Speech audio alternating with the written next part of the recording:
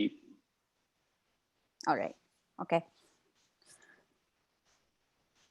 Hello, everyone, and welcome to the session 1 of Simplifying Email Communications. We are excited to have all of you here today joining us this morning or evening, wherever in the world you are. Hope you all are staying healthy and well, and hope you are ready to learn a lot from the fantastic panel we have put together for you. We have panelists from both academia and industry, so you will get perspectives from both ends of the world. But please feel free to post any and every question you have in terms of communications. We are here to help you and grow better as we go along. So let's start with some Zoom guidelines. We are all in virtual world, and we would like us to have some sort of normalcy in this virtual world. Can we go to the next slide, please? Share a screen. Sure, I can see. All right, so we've muted all of you for a specific purpose so that we can reduce the background noise and maximize the bandwidth use for our Zoom webinar here. We would like, if you can, have your videos or webcams on. They are encouraged, but absolutely not required. Please engage with us, all the panelists, moderators, and facilitators, as well as other attendees, respectfully and courteously in the Zoom session. And we have the chat window specifically for that. So you can share your thoughts, you can engage in conversations, you can share your resources if you know any as we go along in the webinar. Also, you can type your questions in these chat boxes. And just to let you know, there will be a follow-up session next Sunday to this session where we will go into much more details of each of these topics that will be discussed today. But look out for the follow-up email that will include surveys, additional resource sheets, and one homework if you would like to do. Just before we start with the webinar, I would like to tell you that the views today expressed during the webinar are absolutely our own, and we do not represent the affiliations or organizations' view on any of the points raised during this webinar. So let's get started. I want to tell you that today this webinar is a proud collaboration between STEM Peers and iSTEM Care. And STEM Peers, if you do not know, is a growing community that actually started in 2015 as a Facebook group when some of the Indian students realized that many of the PhD students confront information lag, especially in terms of how to navigate challenges in their academic careers and beyond. So they created a platform that works on principles of lean, learn, and lead to facilitate safe discussions, provide reliable sources, and flag opportunities to academic peers at different levels across the world. Fast forward 2017, this Facebook group grew from a virtual standing into a registered nonprofit organization. And now we have more than 17,000 STEM professionals as a part of this community. Thanks to the dynamic community of these altruistic volunteers and leaders, STEM Peers has expanded in their ideology and outreach. They are not only nurturing their career mentorship, but have matured as crucial leadership and SciComm platforms via different initiatives, including Club Sairai, the STEM Times, Jidnyasa, Khidki, different newsletters, Medness, etc. Several of STEM Peers' efforts and annual STEM Peers workshops and conferences are now connecting thousands of STEM professionals worldwide that enables discussions ranging concerns like inclusion, diversity in STEM, to mental health issues in the workplace and around. And of course, we are here to provide advice over navigating lots of immigration issues to international PhDs as well. STEM Peers is proud to collaborate with a new initiative that is being launched with this webinar today. So welcome to this absolutely dynamic team of professionals who have launched iSTEM Care. It's an initiative which is a brainchild of Dr. Pawan Upadhyay. Pawan currently works as a postdoctoral fellow at Washington University in St. Louis in the United States in the area of cancer genomics. and he has previously worked in Indian biomedical industry. Besides his research work, he's absolutely enthusiastic about sharing, communicating, and mentoring skills related to career development to the STEM community. So I invite Pawan to briefly introduce iSTEM Care. Thank you, Pawan? Mansi. Yeah, thank you so much for the introduction. So, good morning and good evening to all of you, wherever you are in the part of the globe. Hope you are doing well and staying safe in this difficult situation of pandemic. So, first of all, thank you so much to all of you joining today. I will be joining later for today's session. Now, allow me to introduce you to iSTEM Care. So we are a group of PhDs, postdocs, and industry professionals spread worldwide. We founded iSTEM Care earlier this year with an objective to reach out to STEM community like you people with the practical and realistic guidance to face the professional world, which we have faced probably in our life or will be facing, and while we are navigating in our career. So the idea originated during our routine interaction with early career professionals who, albeit were very smart technically, as you know, we are as a master's PhDs in STEM, but had difficulty in communicating, and therefore we face a lot of challenges in our career advancement. So at iSTEM Care, our intention is to help people in caring and compassionate manner to allow STEM community thrive with ease. We also strive to provide you key life skills that our team members have picked through their experiences in academia and in industry circles. And the overall aim in future is to build individual specific solutions for STEM community, irrespective of what context or the medium you want to access the information. And that is why we named this organization as iSTEM Care, where I stand for individualized, that operates on a simple motto of sharing is caring. So that when we care, we do share things. So that's what we are planning to do on this organization. So today's session marks the beginning of one of the many such public interaction that we are going to have in future. And I believe that you will have an excellent time today learning and improving your skills of email communication in particular of today's session. And look forward for your support to iSTEM Care in future initiatives. Wish you good luck and happy learning. Thank you. And before I think move on, let me introduce you to our moderators, who Mansi is one of them. So we have Mansi and Dr. Ninad. So Mansi is currently a research fellow at National Cancer Institute at NIH in Washington, D.C. While she loves doing science, but the communication and community engagement is her passion.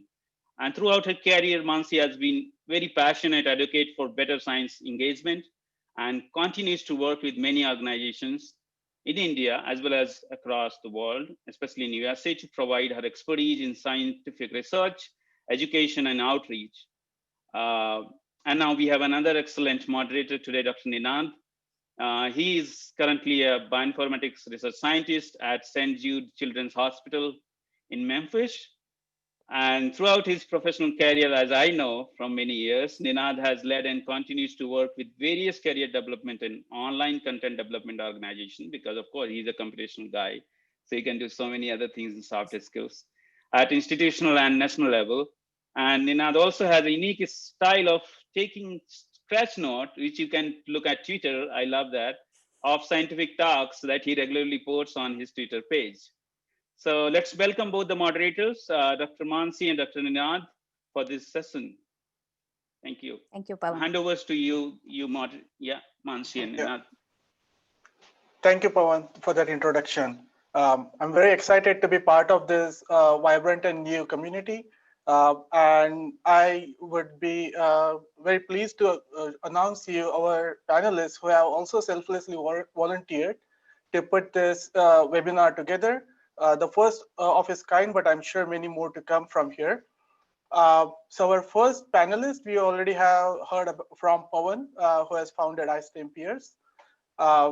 iSTEM Care. Our next panelist is Dr. Deepak Iyer. Deepak is currently a research scientist at University of Hong Kong after completing his PhD there. He has research experience in academic as well as commercial sectors in the United Kingdom, in India and Hong Kong as well. Our next panelist is Dr. Jacinth Rajendra.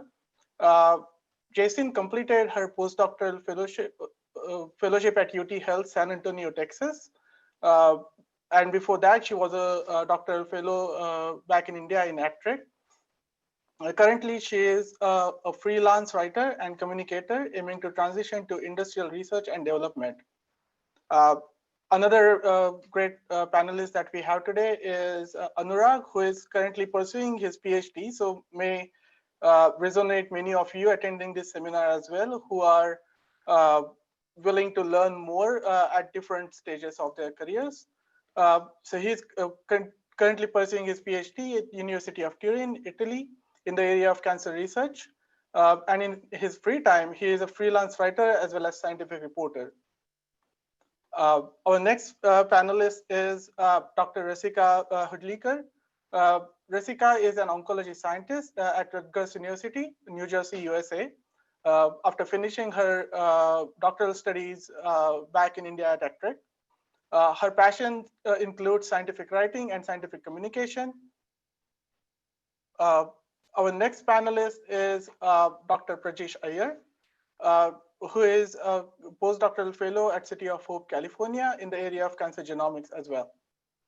Along with these panelists, who you will hear more from in today's sessions, we also have a couple of people working in the background to make this webinar happen.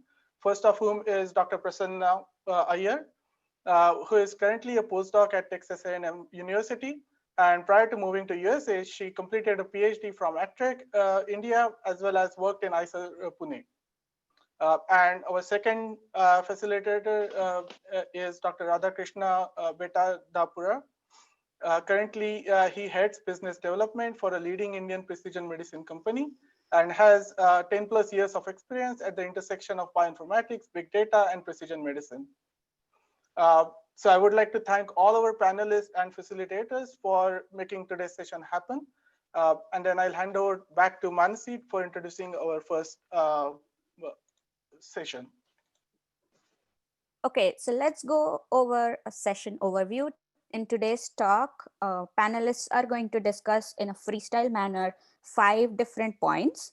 And we are going to start with just giving you basics of email structure, how to edit them, what to include in subject line or actual body of the text of the email, how to craft specific types of emails like introducing yourselves versus requesting something from somebody versus apologizing for your honest mistakes. And then absolutely essential to this communication is to know in which context you're talking, in which context you're communicating. And that comes with lots of considerations about the culture of your recipient side and also at the sender side. So we will talk a little bit about that aspect.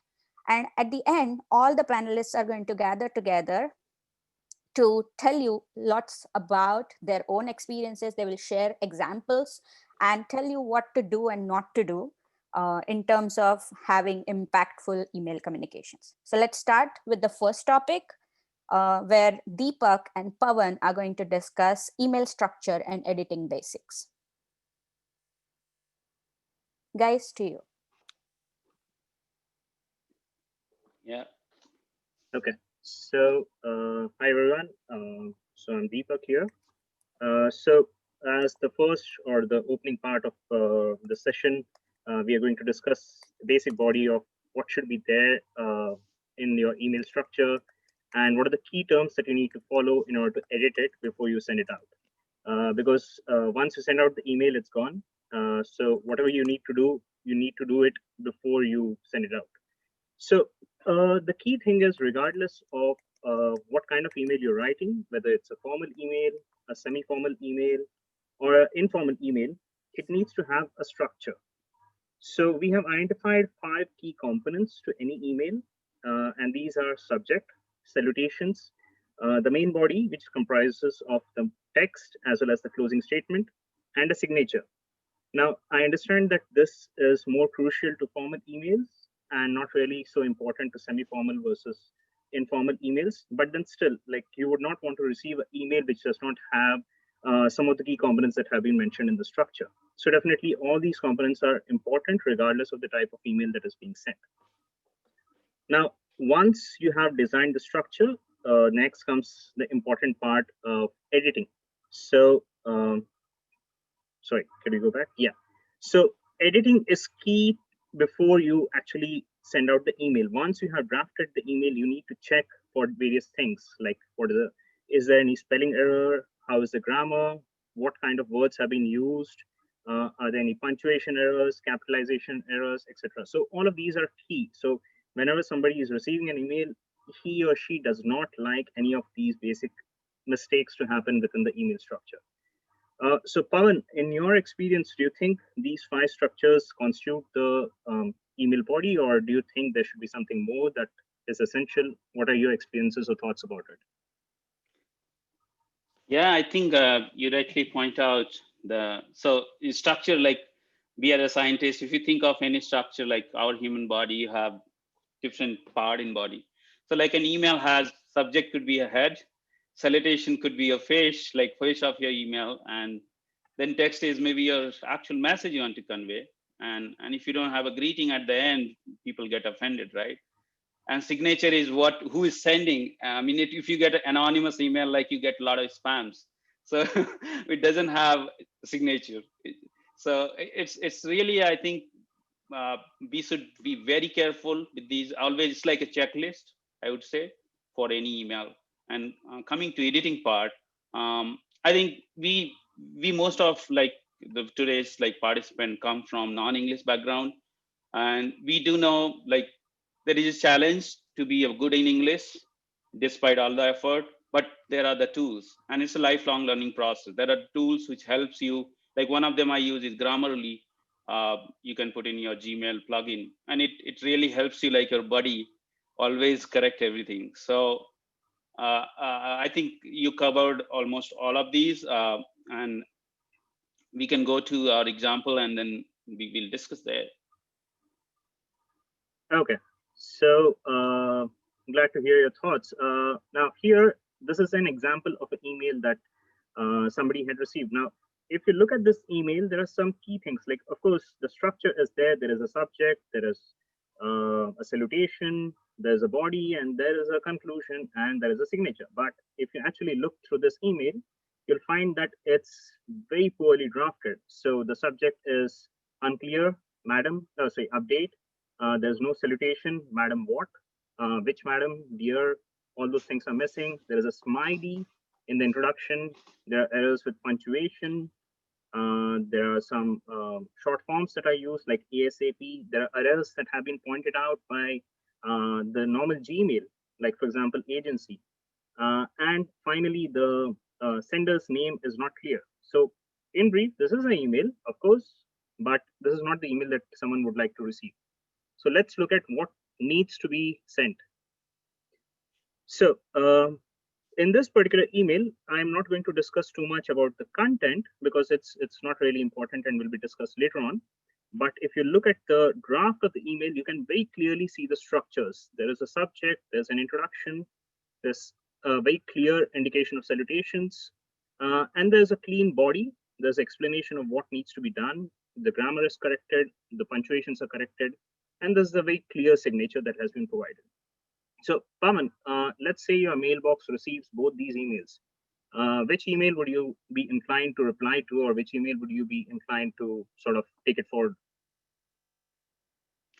I would say, like, we should think. It's like we should, whenever we are drafting any email, the common thing is that you're sending to a human, not a bot.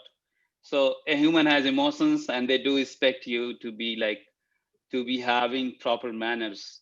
And email has a lot of power depending on whose email it is going. It may be you're a director of a company at some point in life. So I think you rightly pointed out, like, these are like we do rush through many times. I have done mistakes. I still do sometimes. I'll be very honest. But just knowing it, many times we don't know it, and that's what we are talking today. That this is like it's an systematic process of doing an email, drafting, sending it out.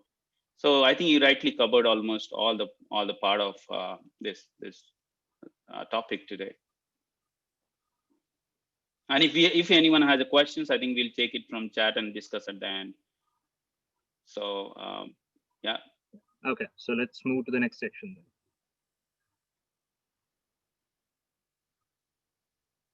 Okay, so the next section is about the subject line and email text.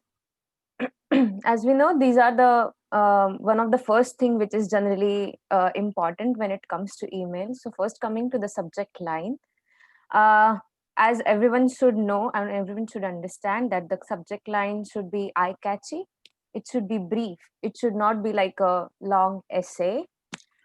Because as everyone knows, subject line is a face of the email, because that is the first thing which is observed when you receive any email. So you should be very careful about what is the subject line. Another thing is use of keywords.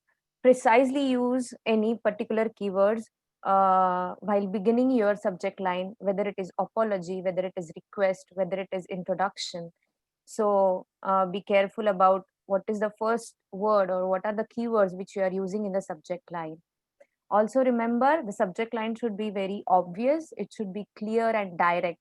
Nothing bushing around the like beating around the bush. Okay, it should be very clear, and it should highlight the purpose. What is your purpose of the email? So it should be specific and it should be concise. Always remember the subject line, why it is important, that while you are searching the email, or if I'm the receiver end of the email, I will search the email. For example, if I'm getting an application and I want to search, okay, I want to go for the CV, or I want to go for any of the resume or any of the applications with particular number of or what. So then I'll just type that in my inbox and then I will check. So subject line which will have those keywords will pop up and I will select. So this is very important, that the subject line has to be clear, direct, precise. So next is the email text. So while writing the email text, so there are different things to be important to see. First, while writing the email text, first important thing is the salutation. As already Deepak and Pawan has already started saying, like, okay, salutations are important. You should always remember to use the formal salutation, that is doctor, professor, these kind of salutation, which is always appreciated. Variations in the salutations will be discussed eventually. So always remember to use the correct salutation. For using a perfect salutation, go to the website or try to search online what that person is, doctor, professor, and try to use these salutations. Then next come is the introduction in the email text. So while introducing, if it's a first email, you should always introduce yourself, who you are, where are you from, or what is your background. Because always remember that the first paragraph is important, or it is as good as how you are speaking to the reader or how you are speaking to the person in a formal way. So introduction is very important. After the introduction of the email text, what it comes to, what is the purpose of this email? So is it an application, is it a project assistant application, postdoc application, PhD application? So that the purpose of your email, or if you want to apologize, what was the thing? So be clear about what is the purpose or intent of that email. And once these major body of the text is done, the last part is a conclusion. So if in the conclusion part of the email, you should be clear that, so first, an important thing is appreciate, okay? Because people who is sitting next to you, is they really look at the end, what you are looking for from this email. Are you looking like for the reply? Are you looking to hear from them? That is important. So are you looking for approval? Are you looking from hearing from the next end? So be clear if you're looking for the appreciation or help or anything. Importantly, be positive when you are concluding the email. The next point, what is important to remember is the signature, which is many a time missing while writing an email. Always remember to put, so in Gmail, if you go to the settings of the Gmail, there is the particular way to add the signature. And in the signature, what is expected is your name, what is your designation or what you are doing right now, the organization in which you are affiliated, and the contact, that is email as well as the contact number. So these four things which are very important in terms of a signature. While editing the email, always remember to use the different tools like Grammarly, which is online available. So you can just install that while writing an email, so that it will autocorrect your spellings. It will autocorrect different how to use the a and the of it. Okay, so this is very helpful. Another feature in the Gmail, as you know, that there is an autocorrect feature, that if you start writing hey looking, so that it will complete your sentence, hey looking forward to hearing from you or something like that. So try to use it very precisely, because sometimes this autocorrect might go wrong and your email might be very crazy. So try to use this autocorrect, and Gmail actually provides this amazing feature which you can use.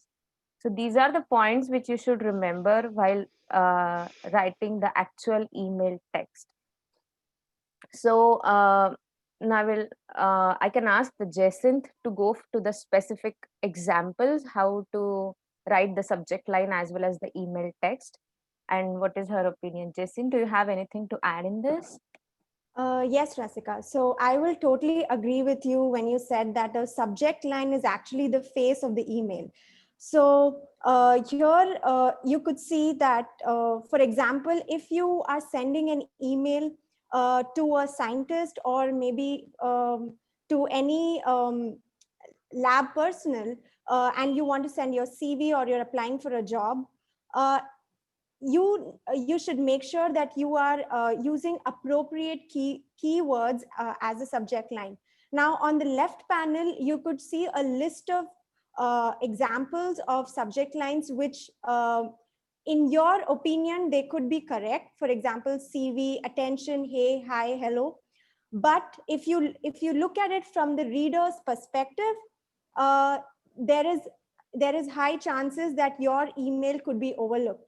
So instead, the appropriate subject line in this scenario would be your name with the name of the document. For example, if you're sending your CV, your subject line should include your name with underscore CV or resume. Or if you are applying for a job, make sure your subject line mentions what job position you're applying for. If you have an application number, you add that, and followed by your name. So that's the appropriate way to write a subject line. Now, moving on to the text, one should always remember that you may think that using those keywords in the subject line would be boring, but your subject line is the way to grab the attention of the reader. And once you've passed that test, then you're sure that, okay, now your email text is going to be opened. But never take writing or drafting an email text very casually.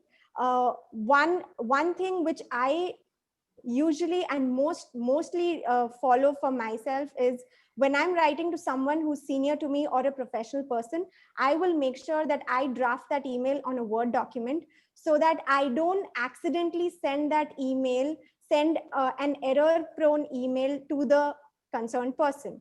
Or best way is, don't address the email until you are completely sure that your draft is absolutely correct. Now over here on the screen, you could see that this is a draft of an email, which might look absolutely normal to you, but if you read it out loud, you would know what all lacunae are there in this email text. So we have the subject line here, we have the salutation, we have the text, we have the closing line, and we also have the signature. But if you if we go over to the ideal way of writing an email text, can I have the next panel? Yes. Here you can see that your salutation should never be just sir or madam. For example, just imagine if you're meeting someone for the first time for a professional person, for a professional purpose. How would you greet that person? Would you directly call that person sir, or would you address by saying, dear Dr. Prajesh, or dear XYZ? That seems more polite. So always have salutation which starts with dear. I wouldn't recommend hi or hello because that is taken as more informal, and dear is most commonly and widely used in the professional setting. And it should be either followed by the last name of the professor to whom you're writing, or maybe the title of the position. After the salutation comes your text. Now in the text, always begin with introducing yourself. Never directly jump to the point. Now, for example, you just again imagine you are meeting this person face to face, and emails, what you write in an email text is always what will be perceived by the reader in person. Always imagine that. So write from the reader's perspective. Now, if you start off a conversation without saying who you are, where you're from, what you're doing, and you just directly go to the point that, dear or sir, I am looking for a position, and I'm from here, and this is my CV. Now, you've put your point across, but it is not impressive. It wouldn't seem polite, and the person might not even want to entertain that email. So make sure that you have your email text written in the following format, where you have an introduction. I'm not going into the details of how to formulate your introduction because that will be discussed in the next slide by the co-panelists. After the introduction, it should be your purpose, and after the purpose, it should be your conclusion, which should have a line where you are politely ending your email by saying, please let me know if you require any further details. Use words like please, could you, or thank you, so that you are ending off on a positive note.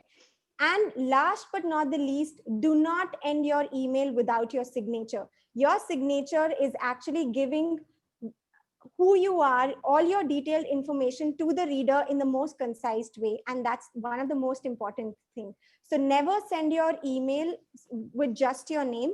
Make sure you have your full name followed by your position, your professional institute to which you're affiliated to, your contact address, your email, and your mobile number. So this is the recommended way to write your email text. If any of you have any more questions regarding this, we'll be happy to take it at the end of the session. Yeah, thank you very much, Jacinth and Rasika, for I think first two sessions of this meeting really set up the foundation for our detailed email text and more nuances in email writing, for which I will invite our next panelist, Prajesh and Pawan, to describe it briefly. Yeah, so I'm again back, and thank you, Jason and Rasika, for elaborating enough so that we don't have to spend time here now. So, so introduction, as they discussed, there are two important things when you introduce yourself: who you are. So, who could be anything. Like typically in our case, it's name. So the first line, first impression is the last impression. Everybody knows. So if you don't say that who you are and from where you come from, and sometimes you introduce someone else, so then you'll pronounce she, he, we, someone like someone else. And second question comes in mind: what is the purpose? Why you are introducing? You may be introducing a brand or something else, a product or anything, if you are in different jobs. So two things is very important: who and what. Keep in mind always. We can go to the next one. Yeah, so here, just like they were discussing the example, I took the same example here. So this, if you see the red line circle there, so what the person is introducing, saying, this is Pavan Upadhyay, the person is MSc Biotechnology, second year student from a university, and purpose is to, so you have to clear first thing, who and what. So both are cleared. I'm a student from this place and I'm writing for this purpose. And specifics are very important. Never be like saying, I'm looking for a job, but from when? What job? What, I mean, this is like, I get everyday email like this. I feel sad because, you know, it's like, it's not that they don't want to do it. People don't want to do it, but they don't know how to do it. So that's why we have a session today, that we tell them that this is very important. The first line is very important. So we can go to the next one, and Prajesh can start with this section of it. Prajesh. Okay. Hello. Hi, everyone. Thank you for this opportunity. As students, we often come in a dilemma while writing requests. How do I write in a manner that is polite? How do I ask a referral? How do I inquire with proper email etiquettes? And as convenient as email is, it can also be complex. Tone cannot be conveyed in text, and which means you need to be cautious while preparing polished and professional communications. And remember, everyone in this dog-eat-dog-live world is so overloaded and over busy. And 50% of the time, the odds are that your email might land up in a trash. So while composing an email, you need to be clear, concise, and actionable. And especially while requesting, whether you're requesting for an internship, whether you're requesting for a job, for a letter, or an information. And in the next slide, we will see an example. So as I can discuss this with Pavan. Pavan, Yeah. this is a very classical example where we encounter for an internship application. I would like to ask Pavan what he thinks about the introduction. So as I covered, like, so introduction, that's why I said two things are very important. Who you are. So if I don't know you are a ghost or kind of some kind of alien, so you must have some identity. Identity in the professional email, the purpose wise varies. I may say I'm a student if I'm applying for a new position or something. I may say I have a professional. So it changes, and that you have to change. It's art. You have to identify what is the purpose. Yeah. Exactly, rightly said.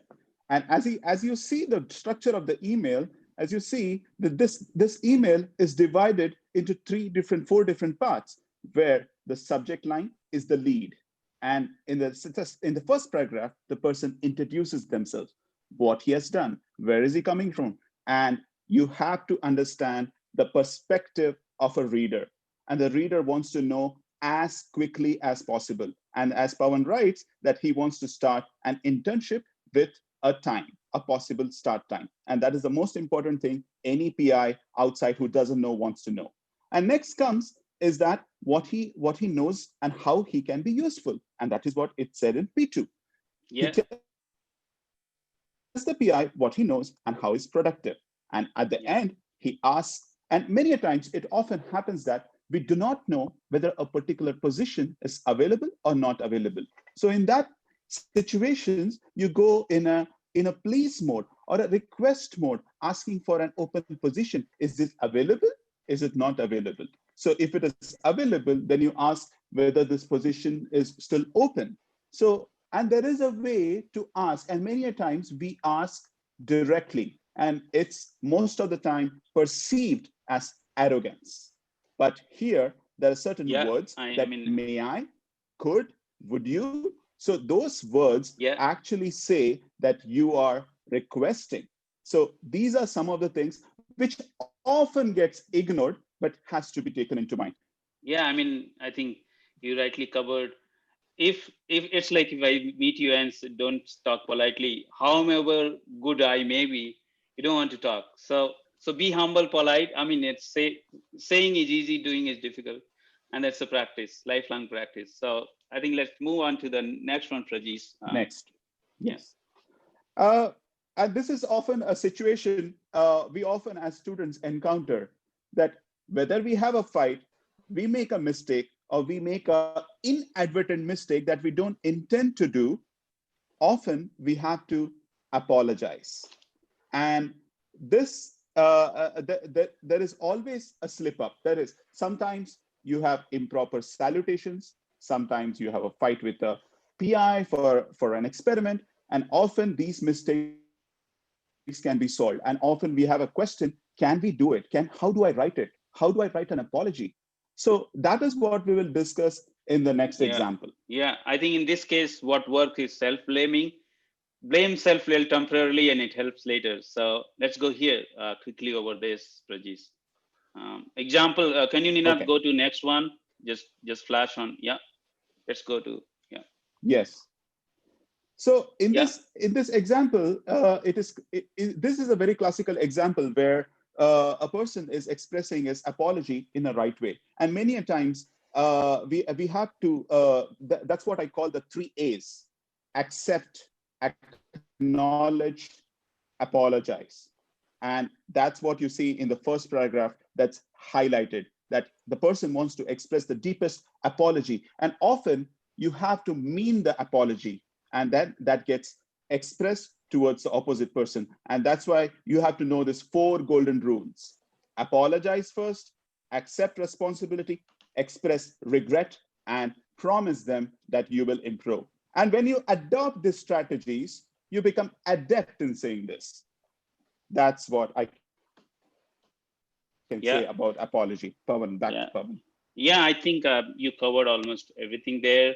It's must to apologize, it feels good. Everyone, if you get an apology, you feel good, and you can change the situation. If you apologize, it may be not your mistake, but at that point in time, the emotions are very high. The person who offended, the person especially got offended. So apology is like, we apologize to God to so many things. Why not to apologize for a reason? And it doesn't take anything. So we can do it free of cost, just take a little less ego and move on. So let's move on to the next one, probably. Ninad, hand over to you. Yeah, sure. So one thing that a couple of you have already started asking in the Zoom chat, and it's very relevant, so we already planned it into our session, is different salutations, different style of email writing, vary really widely across the globe. And that kind of is reflected by the panelists that we have on this session as well. So we'll come to the next session about cultural considerations. And how can we incorporate those into our email writing?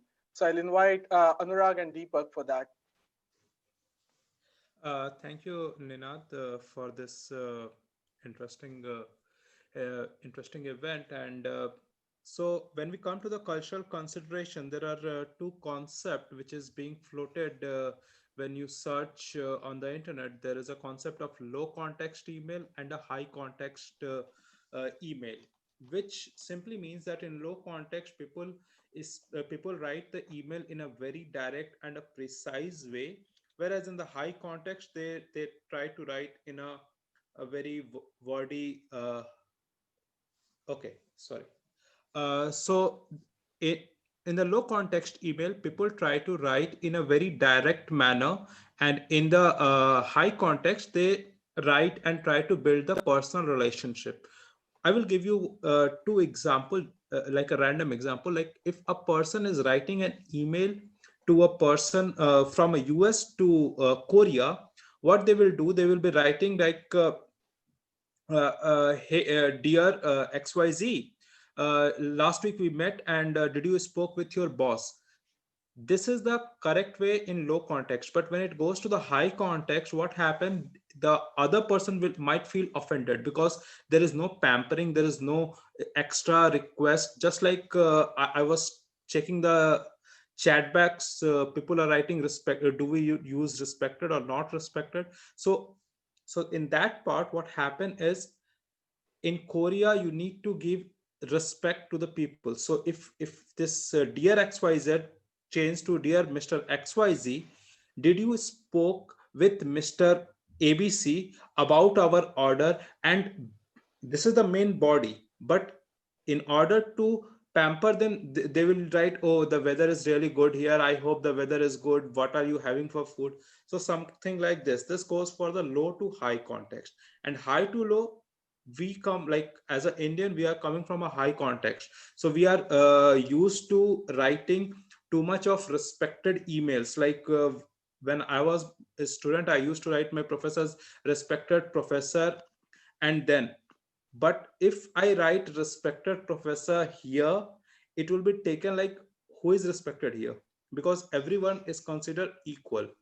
And but this philosophy of low context and high context has a flaw, because this study has always been done with US as one of the perspective and few countries in the high context.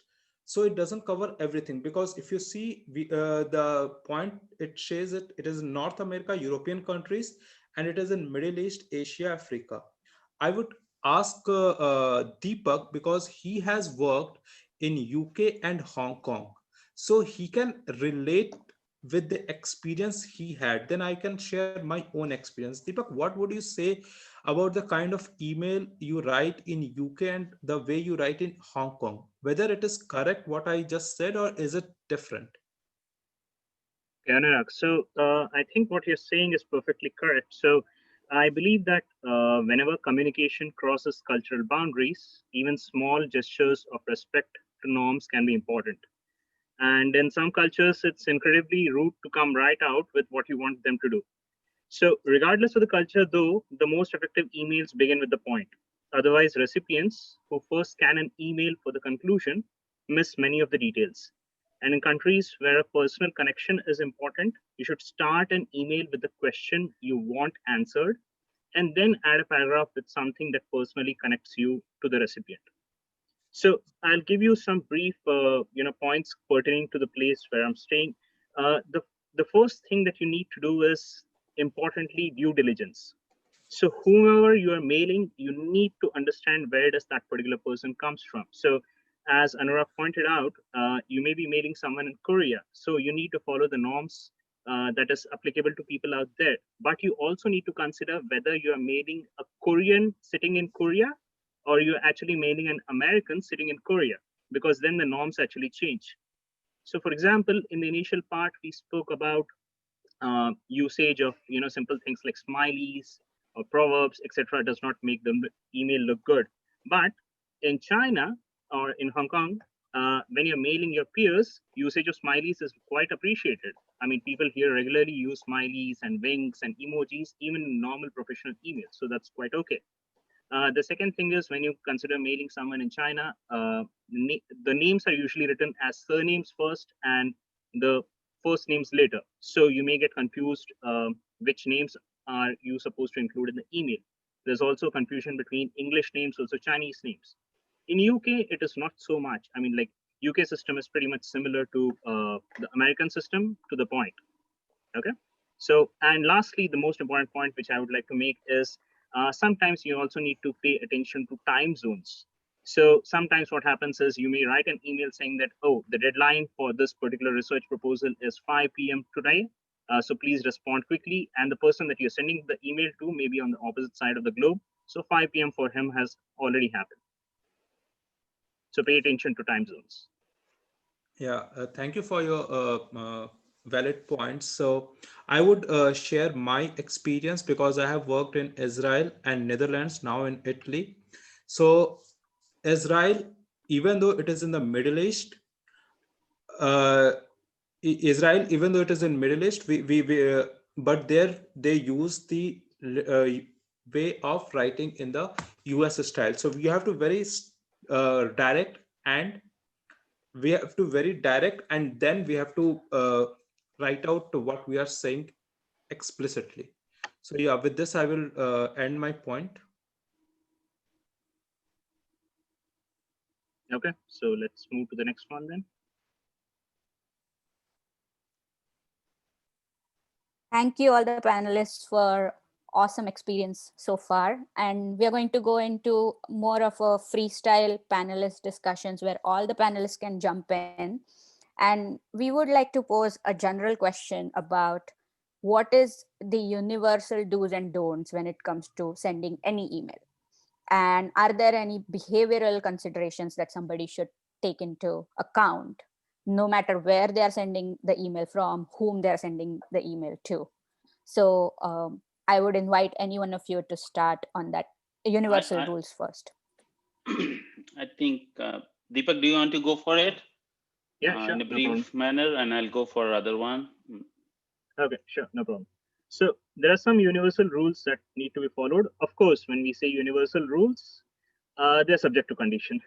So it depends on where you're mailing to and what you're mailing, what is your content, and again, geographical considerations. But regardless of that, some simple things that need to be followed is you need to have a professional email ID. I mean, so many times I have received emails from email IDs like, I am the rocker at gmail.com, too cool to be forgotten at gmail.com. So it doesn't look nice. I mean, like, it was okay at school level, but even now, people at school have a better email ID. So improve your email IDs. You need to be very clean and brief about your subject line. It needs to be crystal because that is the one that gets reflected on your on the receiver's email. Words of appreciation is always nice. Of course, like, anyone likes to hear good things about themselves. You must check for spelling, grammar, and punctuation errors. Anything that does not look nice on email, some silly mistakes here and there, will not be appreciated even in an informal email. Finally, some key considerations about being polite, being sincere, whatever, because when you send an email, it means that you have a request from somebody, whether you're the boss or whether you are an employee. So you need to be polite and sincere in your email. And finally, do consider cultural considerations, because there could be language barriers, there could be time zone barriers, there could be, in general, behavioral considerations that you need to keep in mind.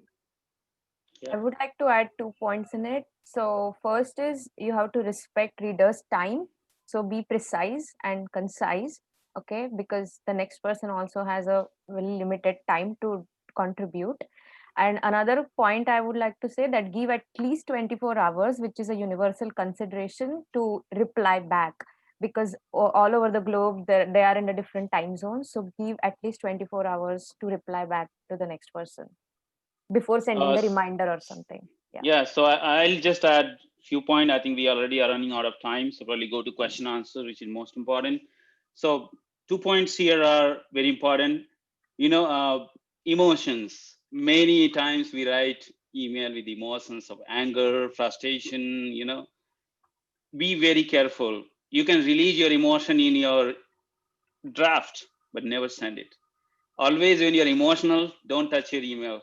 Probably write down on a paper. What I do, sometimes you cannot sleep because you have a lot of thoughts in mind. I'll draft it and leave it.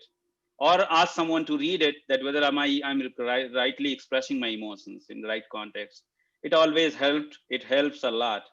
And second thing is the time. When you know the time is not correct, then you should not do it. Sometimes time is not in your favor. You have to wait. And sometimes you don't need email to communicate. You can just go and talk. You can meet and talk. You can wait. So I see people using email like it trash, like everything you just throw. But I said it's a power, depending upon how you use it and whose email it is. So that's what I think we will conclude here and move on to the next one if the moderators move on. Yeah. Sure. So before we actually move on to the Q&A session, I hope you guys learned a lot in today's session about just the basics of how to create an impactful email so that it actually gets noticed by the recipient and you have higher chance of getting a reply and positive reply in most cases where you're trying to communicate. So those of you who are asking about whether we will have another detailed session, yes, of course. We are here to help you grow better with your communications, and we will have next session in this series on October 4th, which is next Sunday. It's going to be at 10 a.m. in the morning, United States Eastern Time Zone, and that is 7:30 p.m. Indian Standard Time. You will be getting email invitation with the YouTube live link as well as Zoom link if you are a registered participant. Of course, do follow us and subscribe to our social media channels if you want to get updated about all the fantastic initiatives that we are planning. If you would like to get associated with iSTEM Care or STEM peers in any capacity, that's the best way forward. Can you go to the next slide, please? Yeah. All right. So right now we have been collating questions from all the different media channels as well as the Zoom chats. So I would request Ninad to start asking the questions and maybe point to panelists first to just get started. Right. And then one of the things I wanted to ask everyone is to, if you have time, please stay back for Q&A, even if it goes over time, because we have some really nice questions coming along. First of which is asked by a few people on Zoom chat as well as YouTube, is some more clarification on the salutations in terms of saying dear versus directly the name of the scientist, or addressing someone like Dr. Oak with their last name and their salutation. And since this was in part talked about in the global considerations or cultural considerations section, I would invite both these panelists to answer this question. Thank you, Ninad, for the question. So when it comes to the salutation, you have to use dear. That is a general consideration when you are approaching any Western scientist. Now, when to use respected? Respected has to be used when you are approaching a senior professor in India, because they are still of the old generation and they want those respect. And as Deepak can also clarify this, even in China and Hong Kong, they look for these respected. I will give you one example, that since we are not used to take the name of our professor, what we do, we use respected sir or respected madam. When this kind of email reach to a US professor, because when you get an email, you can easily read the subject and the first line of the email. In that you can see it is written respected sir or madam. Even though you are a topper, you have a 4 or 5 publication, the moment a person see respected sir or ma'am, it is a spam email, it will always get deleted. Never ever do that. Always check their name on the Google, go to their website. But when you go to the website, don't do this bigger mistake of copying the name from the website and then pasting it on the email, because this creates like you have not done any kind of research. And when it comes to taking the name you can take is always the last name. And if you have a confusion what is the last name or what is the first name, I always suggest go for the full name, because if you write the first name first, it is a highly offensive thing when you are addressing to a scientist, because they are like, you can take my first name if I have met you or I have given you the permission. So that is important. So I would ask Deepak, because he is also in like so-called high context reason, but I know that it is mostly like a British kind of a culture. So I would ask Deepak to share his thoughts. Okay, so I agree with you generally, but I would like to correct this, that the concept of using the term respected is actually not used here in Hong Kong or even in China. Although what you're saying about using the concept of respect is very true out here. So universally, I would say that dear is okay to use, except for some pockets of India and really older supervisors in India. The second thing is when you are unsure of what to use, Mr., Doctor, Professor, do the due diligence. That is very, very, very important. Search for the person's name, person's history, and all of that. Find out who he is. You cannot call a professor as a doctor. Of course, he has done a PhD. That's why he has become a professor. But you cannot refer to him as a doctor after he has become a professor. Also, if he or she is a doctor as an assistant professor, so it's not really right to use the word professor for them. And don't use dear Mohan sir. don't use the word sir or madam. That is, again, it shows that you're not researched well. Yeah. So that's my takeaway. Yeah, I think Yeah. you guys are covered up, and I would say this is like depends how much. Like if you're first time communicating, these are like the basic rules. But once you are Right. like go on communicating, that you can choose. Anyways, you know the person. So Correct. yeah. Yeah. And so that's actually a very useful pointer for most of the new aspiring applicants for various job positions. One other thing that one of the other questions is very important is how can one introduce ourselves if we are not presently in active position? That is, for example, if you have finished your PhD but looking for a postdoc, you have finished your postdoc but looking for a transition position, what are good ways to approach such? And since our panelist Jacinth is in a similar position, I would ask her as well as Rasika to have your views on this. Jacinth, you want to go first? Jacinth, you want to go first? If she last, I can go. Yes. That's okay. No. I'm Okay. there. I'm here. Okay. Okay. I was just on mute. Okay. Thanks, Nath, for the question. Firstly, I'm saying this from my own experience. If you have completed your PhD or even your postdoc, and you are thinking that how do you introduce yourself, firstly, be confident of your expertise. Know that you have that expertise, and it's not. It's not wrong that you are not in any position currently right now. So, for example, if you are a postdoc, you could, or if you completed your postdoc, you could start by saying that, dear so and so, I'm writing to seek a position in your lab, or I'm writing to seek a, introduce yourself by saying that you were a former postdoc in a particular institute, or you completed your PhD in so and so subject in this year, and in one line, in a very brief manner, just write down your expertise, and make sure that when you write that line, your expertise is in line with the expectation of that respective lab or the position that you're applying for. So make sure you've done a lot of reading about that particular lab or that position where you're applying. So that would be my suggestion to you.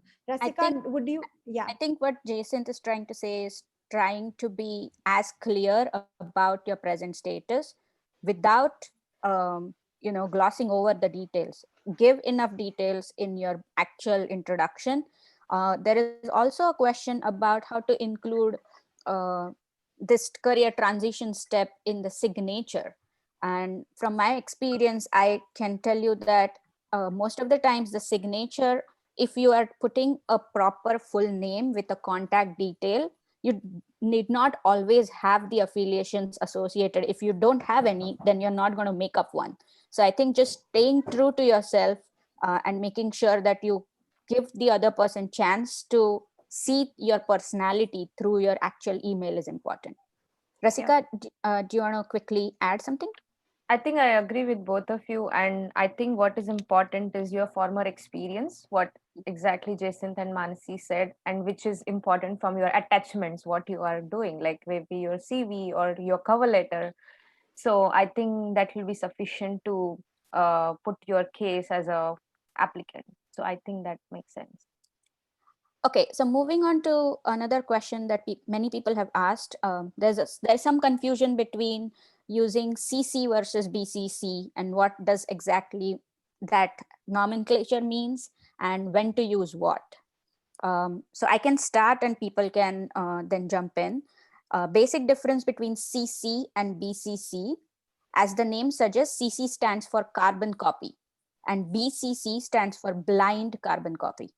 And just to give you a specific example of where I would use CC versus BCC is that if I want to share certain message to a group of people, and if I know beforehand that they don't mind sharing their contact addresses or their identities with each other, I can take the liberty of using CC, because in that case, all the email contacts are listed on the recipient emails as well. BCC, on the other hand, is a blind copy of each email. So one recipient doesn't know the identity or the contacts of other email recipients of the same text.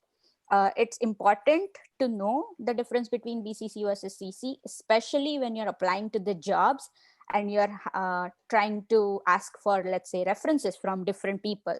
If those different people don't talk to each other in positive manner, if they have problems with you, you might want to send individual emails to individual person rather than, confusing between CC versus BCC, or making sure that use BCC so that one person doesn't know about the other recipient.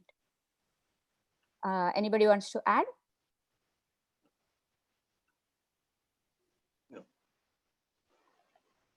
I think you already covered most of the points. So yeah.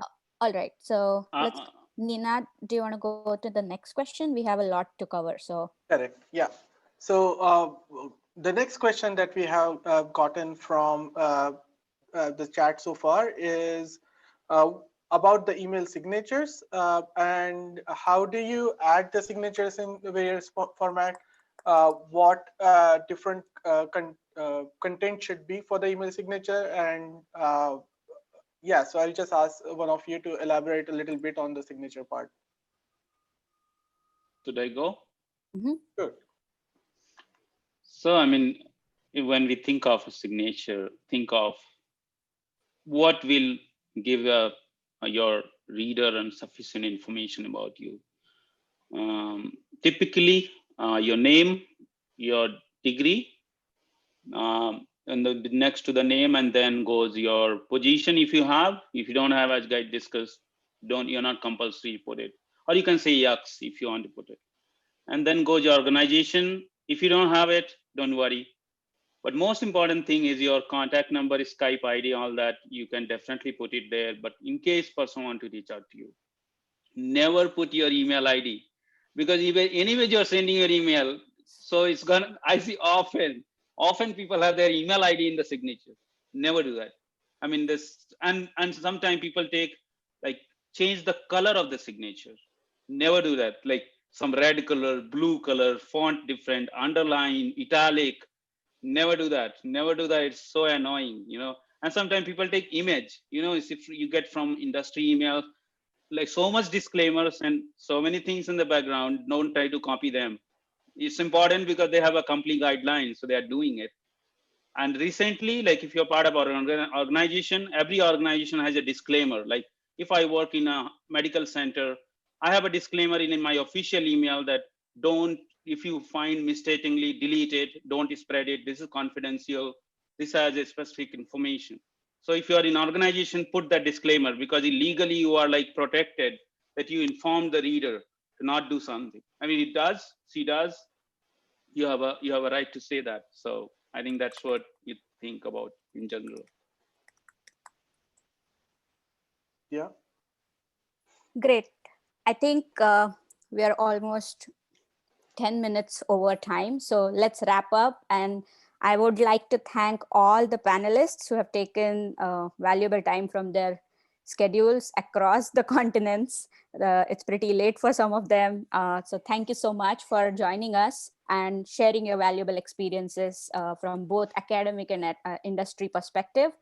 Going forward, we would like all of you to join us again next Sunday, when we would run session 2 of the same webinar series, where we will actually delve into more detailed examples, and there will be again another brainstorming panel discussion. So just a reminder, Sunday, October 4th, at the same time, 7:30 p.m. Indian Standard Time and 10 a.m. United States Eastern Time Zone. And please look out for the follow-up email from iSTEM Care, which will include the instructions to join the next week's session, as well as the resource sheets and one homework. So please look out for that email. The homework is specifically for people who are in the process of writing an important email.